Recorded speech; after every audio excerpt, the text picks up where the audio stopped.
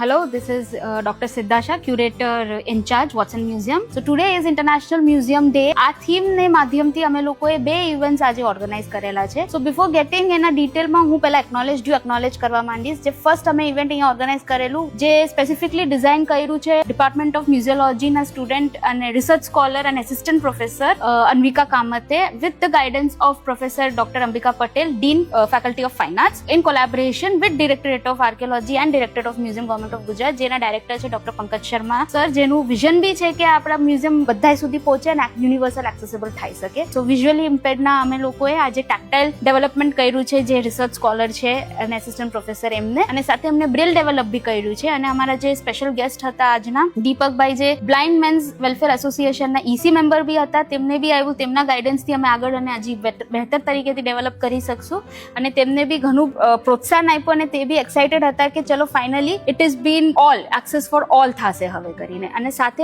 હું મારું thanks extend કરીશ archaeological survey of India excavation branch 5 Baroda સર્કલને, જેમના સુપ્રિન્ટેન્ડન્ટ આર્કિયોલોજીસ્ટ છે ડોક્ટર રેશમા સાવંત મેડમ, જે ડાયરેક્ટર પણ છે વલ્લભીપુર એક્સકવેશન્સના. સો એમનું ઇનિશિએટથી આજે અહીંયા ફોટો એક્ઝિબિશન બી કરવામાં આવેલ છે, જેમાં આપણે જોઈ શકીએ છીએ કે એક્સકવેશન્સમાં મળતા એન્ટિક્વિટીઝ કે એક્સકવેશનમાં કઈ પ્રમાણનું ટ્રેન્ચર્સ ખોદ્યા છે ટ્રેન્ડ સુપરવાઇઝરે. તો આપણી સાથે અત્યારના પ્રેઝન્ટ છે આર્કિયોલોજીકલ સર્વે ઓફ ઇન્ડિયાના ટ્રેન્ડ સુપરવાઇઝર્સ, અને પ્લસ સ્ટેટ આર્કિયોલોજીના સુપ્રિન્ટેન્ડન્ટ આર્કિયોલોજીસ્ટ કચ્છ સર્કલ ભુજના પણ સુપ્રિન્ટેન્ડન્ટ આર્કિયોલોજીસ્ટ આદિત્ય સિંહ. સો આ બધાને આપણે થેન્ક કહીએ, અને એમની આ ઇનિશિયેટિવ ખૂબ જ સારું રહેલું, જેમાં લોકોને બહુ બધા એસ્પેક્ટ સમજમાં આવ્યા કે મ્યુઝિયમ કઈ રીતે ઇમ્પોર્ટન્ટ છે અને કઈ રીતે હેલ્પફુલ છે.